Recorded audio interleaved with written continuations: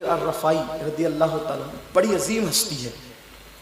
ایک رات اب اپنی خانقاہ میں سو گئے، اس لیے کہ قدیم صوفیہ کا جو جبہ ہوتا تھا، عام طور پہ وہ گدڑی اور جبے پہنتے تھے، اور اس کی آستین جو تھی وہ قدرے دراز ہوتی تھی، زیادہ چوڑی ہوتی تھی۔ صوفیہ کے لباس میں ڈھیلا ڈھالا پن زیادہ تھا، اس کی بھی ایک حکمت ہے۔ تو چوڑی آستین تھی، اور آپ جو ہے وہ فجر سے پہلے آپ کی آنکھ لگ گئی، سو رہے تھے، آپ کی آستین پر ایک بلی آ گئی اور وہ سر رکھ کر سو گئی۔ ولی کی شفقتیں مخلوق خدا پر۔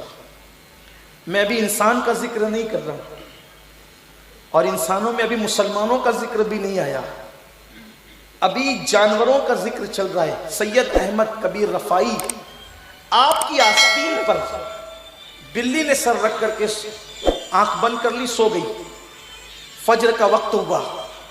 اب احمد کبیر رفائی کے لیے دو چیزیں تھیں، ایک تو فجر کی نماز جو فرض ہے، اور ایک تو بلی کی نیند۔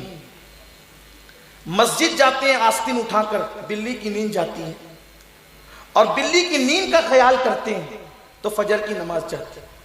اور فجر کی نماز صوفیہ کے نزدیک اتنی قیمتی ہے کہ خواجہ نصیر الدین چراغ دہلوی فرماتے ہیں اگر 70 سال تک انسان جنگلوں اور پہاڑوں میں مجاہدہ کرتا رہے اور ایک دن جان بوجھ کر فجر کی نماز چھوڑ دے تو اس کے 70 سالوں میں 60-70 سالوں میں جو مجاہدہ کر کے جو اس کو روحانی ترقی ملی ہے وہ سب کے سب واپس ہو جاتی ہے ایک فجر چھوٹنے پر۔ صوفیہ کے نزدیک فجر اتنی اہم عبادت ہے، اتنی اہم، نماز تو ساری اہم ہے لیکن فجر کے لیے ان کے یہاں پر یہ اہتمام ہے۔ اور عصر کی نماز کے لیے صوفیہ فرماتے ہیں کہ عصر کی نماز سالک کے لیے اور اللہ والوں کے لیے عید سے کم نہیں ہوتی، وہ گویا کہ عید کا وقت ہوتا ہے سالکین کے لیے، تو ان کے یہاں اوقات کا بڑا اہم معاملہ ہے۔ تب احمد کبیر رفائی کے لیے بلی کی نیند ایک طرف اور اللہ کی نماز ایک طرف۔ اب آستین کھینچتے ہیں، بلی کی نیند جا رہی ہے، نہیں کھینچتے تو نماز فجر جا رہی ہے۔ آپ نے اپنے خادم کو اشارہ کیا اور اشارہ کر کے اس کو فرمایا کہ جاؤ کینچی لے کر کے آؤ۔ خادم کینچی لایا، آپ نے چوڑی آستین تھی اس کو اندر کیا دھیر سے اور اس آستین کو کاٹ دیا۔ اس آستین کو کاٹ دیا تاکہ بلی کی نیند میں خلل نہ ہے، اور آستین کاٹ کر آپ فجر کی نماز کے لیے تشریف لے گئے۔ آپ جانتے ہیں کہ آستین کٹی ہوگی تو ایک چھوٹی اور ایک بڑی ہو گئی ہوگی۔ حضرت احمد کبیر رفائی جب فجر پڑھ کر کے تشریف لائے، بلی جا چکی تھی، آپ نے پھر سوئی دھاگا منگایا اور اس آستین کو دوبارہ پھر سل لیا۔ کسی خادم نے کہا حضور جبے میں عیب پیدا ہو گیا، فرمایا بیٹا لباس کا عیب یہ کوئی عیب نہیں ہوتا، اصل عیب تو دل کا ہوتا ہے جس سے بندہ اللہ کی بارگاہ میں عذاب میں گرفتار ہو جاتا ہے۔ اگر میں بلی کی نیند خراب کرتا تو قیامت کے دن اللہ کی بارگاہ میں جواب کیا دیتا؟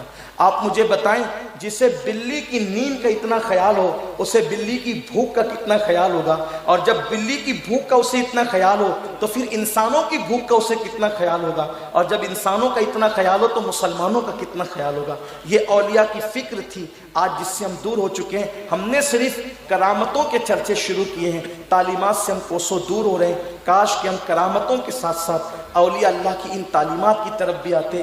ذرا سوچو تو صحیح، جو بلی کی نیند کا اتنا خیال کرتا ہو وہ بیوی کی نیند کا کتنا خیال کرتا ہوگا۔ اور ہم رات کے 3 بجے آ کر دروازہ ٹھوکتے ہیں اور ماں کی بھی نیند خراب کرتے ہیں، بھائی کی بھی نیند خراب کرتے ہیں، گھر والوں کی نیند خراب کرتے ہیں۔ حالانکہ سید الانبیاء کی سنتوں میں سے ایک سنت یہ ہے کہ اگر میرے آقا علیہ السلام رات کے آخری حصے میں یا رات کے جو ہے وہ شب درمیانی گزر جانے کے بعد مدینہ شریف آتے کسی سفر سے، تو آپ مدینہ منورہ سے دور مضافاتی علاقوں میں رک جاتے کہ اب رات ہو گئی ہے، لوگوں کی نیند خراب نہ کی جائے، اب جب صبح ہوگی اس وقت مدینہ منورہ میں داخل ہوں گے۔ یعنی حضور علیہ السلام کی فکر یہ تھی، کاش ہم بھی ان باتوں پر توجہ کرتے۔ اللہ سب سے پہلے مجھے اور آپ سب کو عمل کی توفیق عطا فرمائے۔